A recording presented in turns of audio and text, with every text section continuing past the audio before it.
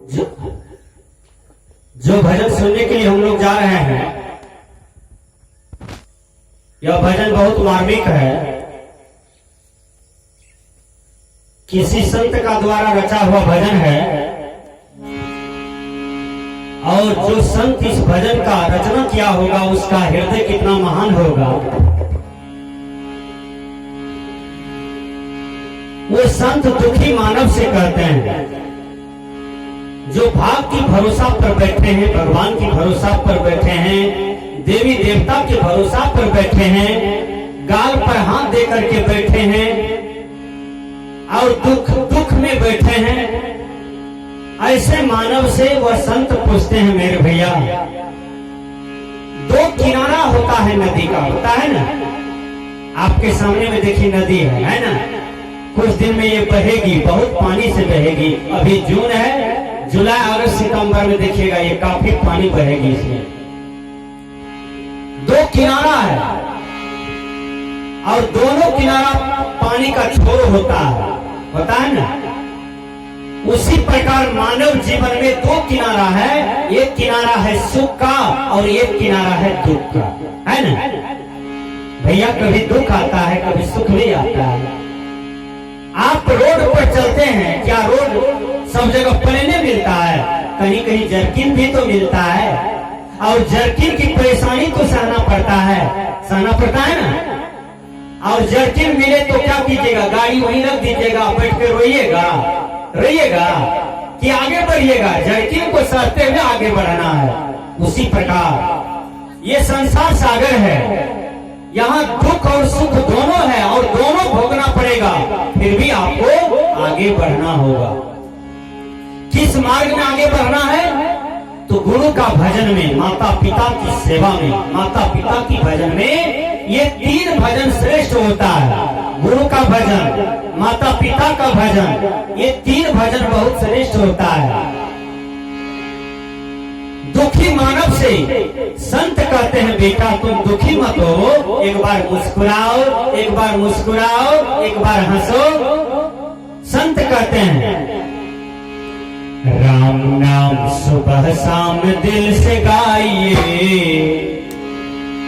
राम नाम सुबह शाम दिल से गाइए।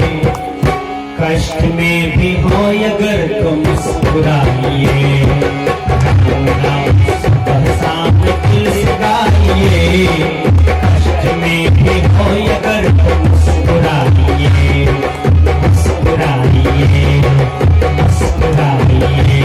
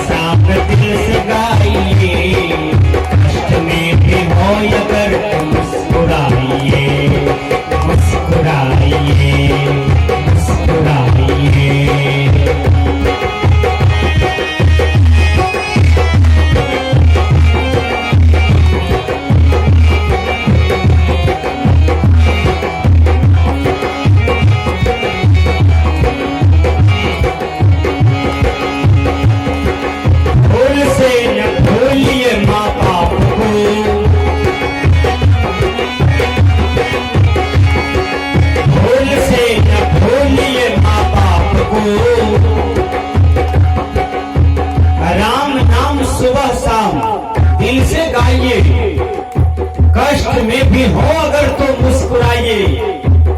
कभी का शारीरिक कष्ट भी आ जाता है, फिर भी मुस्कुराइए।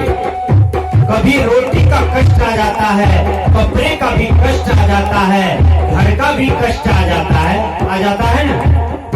कभी का कर्जा का भी कष्ट आ जाता है, फिर भी मुस्कुराइए।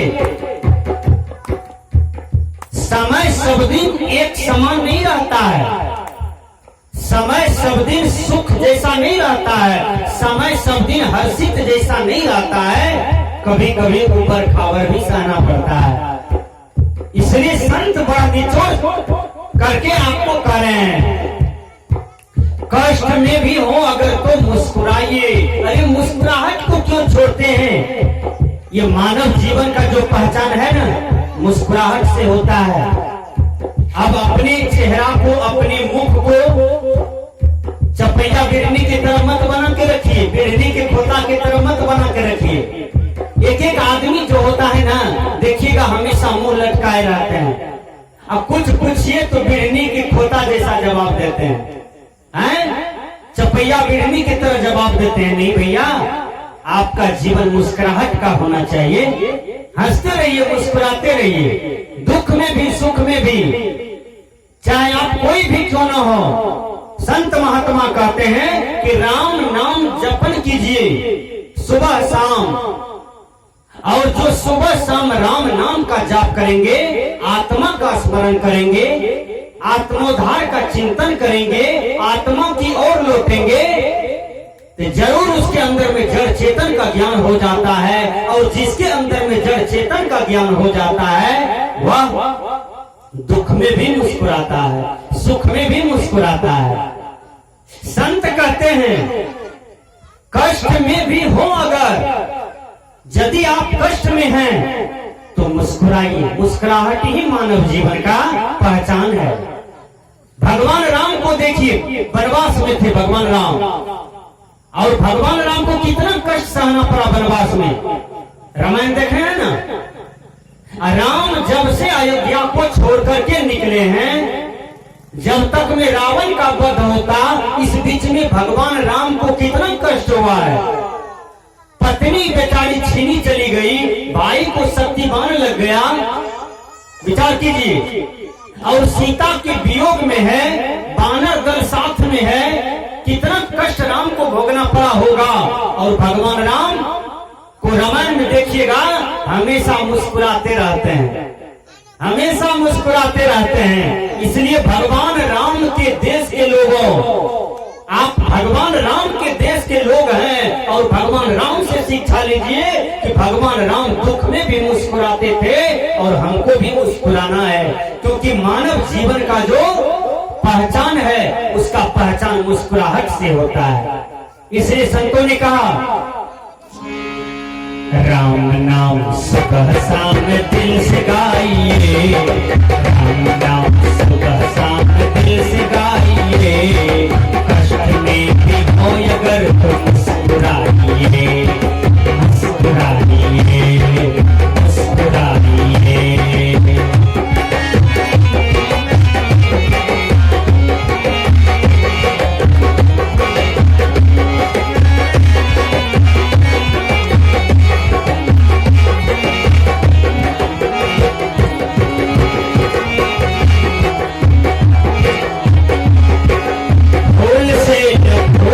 माँ बाप को दीजिएगा, भूल से न भूलिए माँ बाप को, इनकी सेवा से मिले सुख आपको।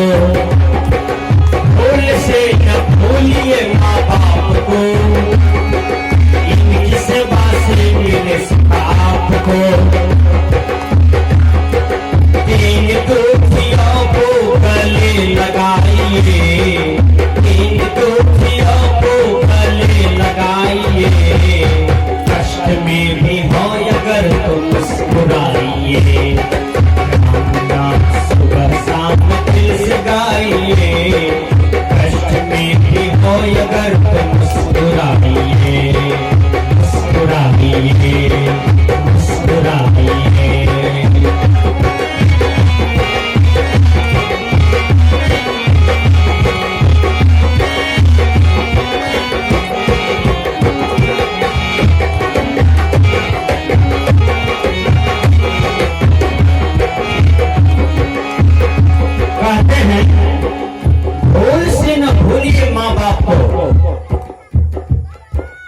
माँ बाप को कभी मत भूलिए।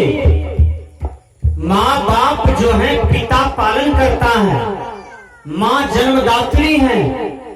जिस माँ ने 9 महीना पेट में रखी, कभी उस माँ से पूछे आप कितना सुंदर युवक हैं, कितना सुंदर युवती हैं, और जवानी अवस्था में आपका शरीर कितना सुंदर लगता है देखने में, लगता है ना?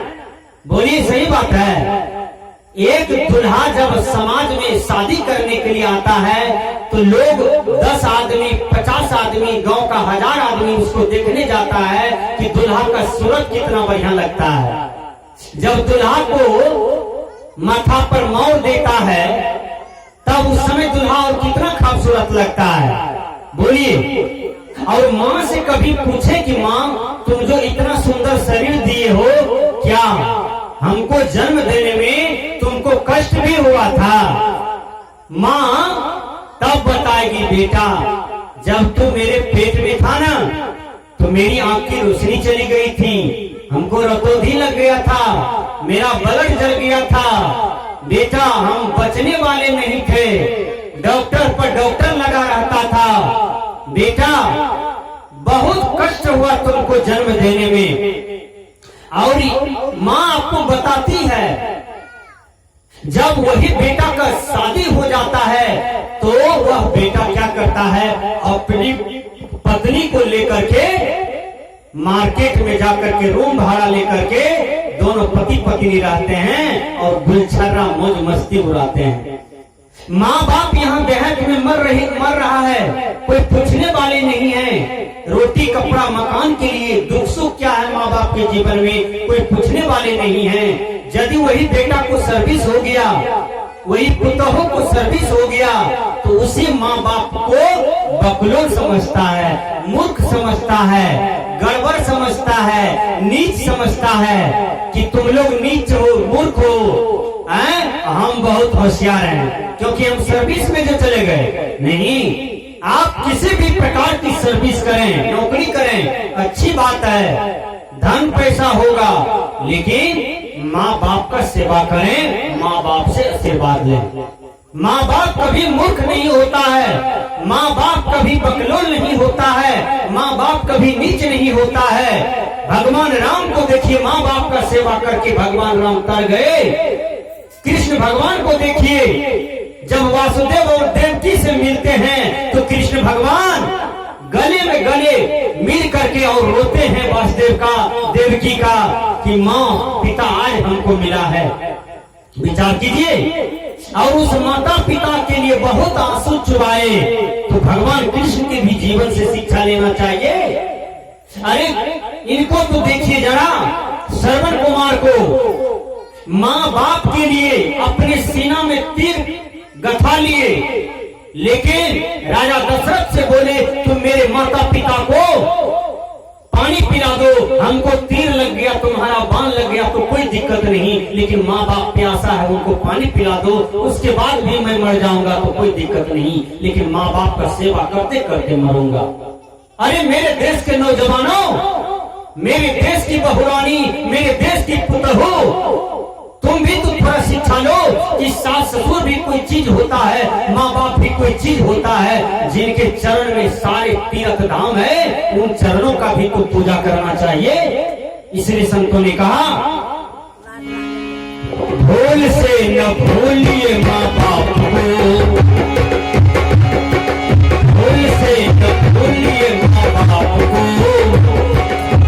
किसे से मिले सुबाप को, तीन गोपियों को गले लगाइए, कष्ट में भी हो अगर तो मुस्कुराइए, मुस्कुराइए, मुस्कुराइए, राम नाम सुबह शाम दिल से गाइए, राम नाम सुबह शाम दिल से गाइए, कष्ट में भी हो अगर तो मुस्कुराइए।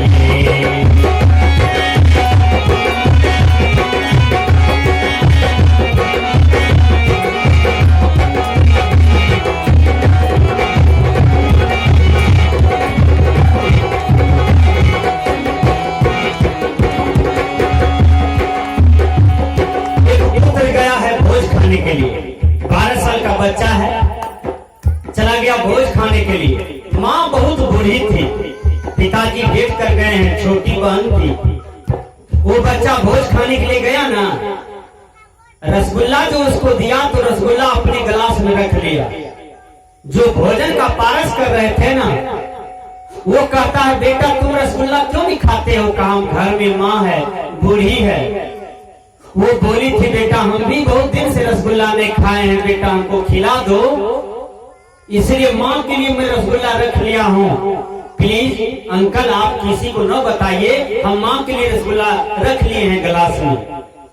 वो बच्चा अपना काया में रसगुल्ला नहीं लिया, अपने जीवन में रसगुल्ला नहीं खाया, भोज का रसगुल्ला नहीं खाया, लेकिन गिलास में झांप करके माँ के लिए अपना हक माँ को, बूढ़ी माँ को आकर के सामने में दिया। कहा माँ मैं तेरे लिए भोज से रसगुल्ला लाया हूँ और खा लो।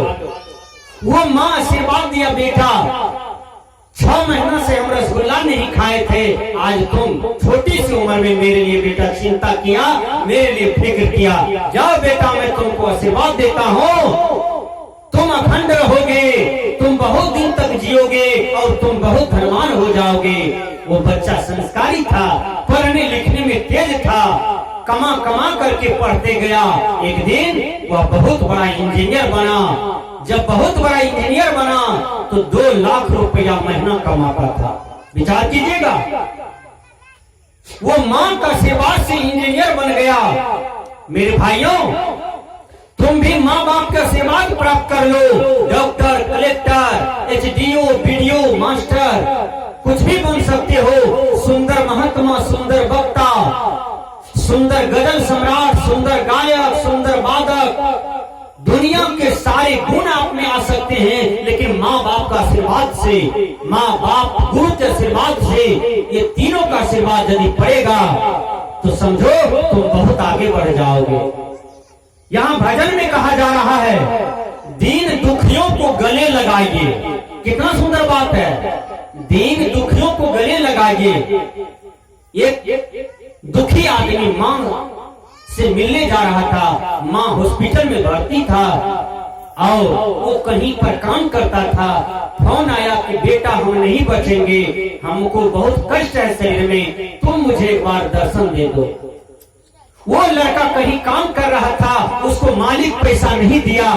वो लड़का किसी से पैसा पैसा लेता है और माँ से मिलने आता है। जब माँ से मिलने आता है तो इस बीच में क्या घटना घटता है कि उसके पास 25 रुपया था, 25 रुपया नहीं था, और जिस बस गाड़ी में बैठ के आ रहा था उस बस गाड़ी में जहां पर आता वो लड़का, वहां का किराया 50 रुपये का था।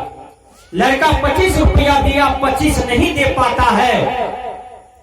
बस कंडक्टर गाड़ी रोक करके कहा तुम उतरो, तुम रुपया क्यों नहीं देते हो? उसको उतारने लगा। तब तक में एक दयालु आदमी था जिसके अंदर में रहम है, रहमान उसी के अंदर में रहता है। मतलब जिसके अंदर में दया है, भगवान उसी के अंदर में विराजमान करता है।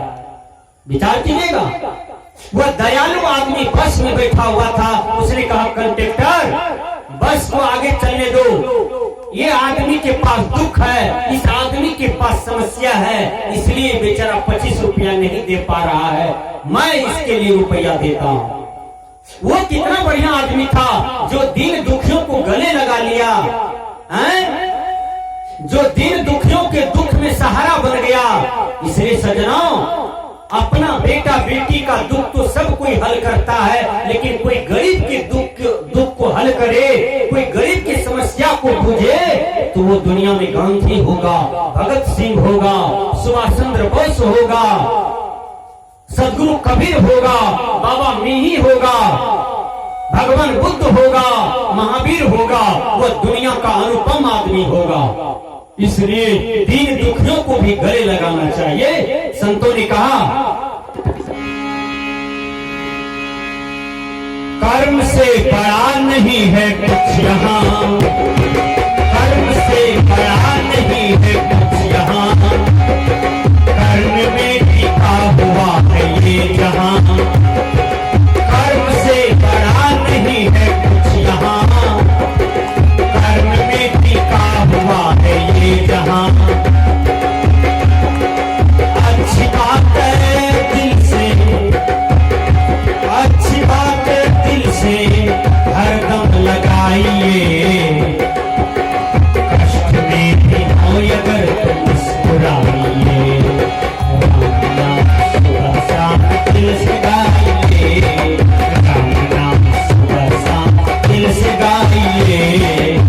कष्ट में भी हो अगर तो मुस्कुराइए, राम नाम सुबह शाम दिल से गाइए।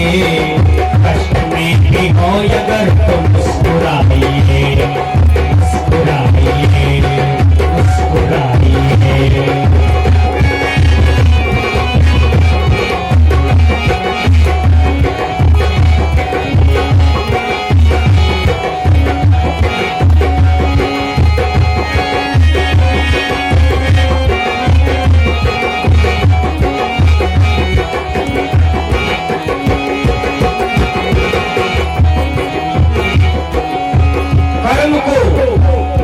संभल संभल करके करना चाहिए।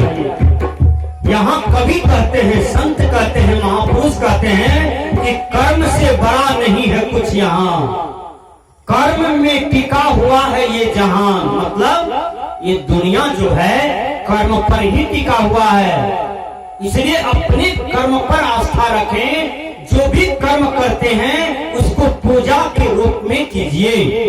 हम खेत में काम करते हैं, समझिए पूजा कर रहे हैं।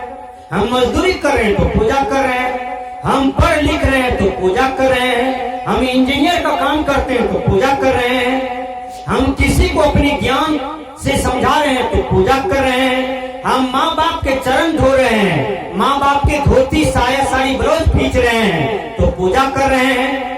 हम फैक्ट्री में काम करते हैं तो पूजा कर रहे हैं। हम साइंटिस्ट बन के कोई काम करते हैं तो पूजा कर रहे हैं। हम मास्टर होकर के पढ़ा रहे हैं तो हम पूजा करते हैं। संसार में कुछ भी कर्तव्य करते हैं वो कर्तव्य नेक हो, पाक हो, बढ़िया हो, साफ सुथरा हो तो समझिए कि हम पूजा कर रहे हैं। कर्म पे, कर्म से बड़ा नहीं है कुछ यहाँ, कर्म पे टिका हुआ है ये जहान। ये जहान जो है, जहान मतलब दुनिया, संसार, ये दुनिया संसार जो है ये कर्म पर ही टिका हुआ है।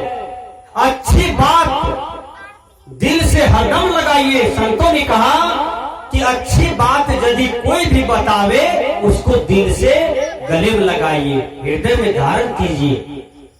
कितना सुंदर कहते हैं, कर्म से बड़ा नहीं है कुछ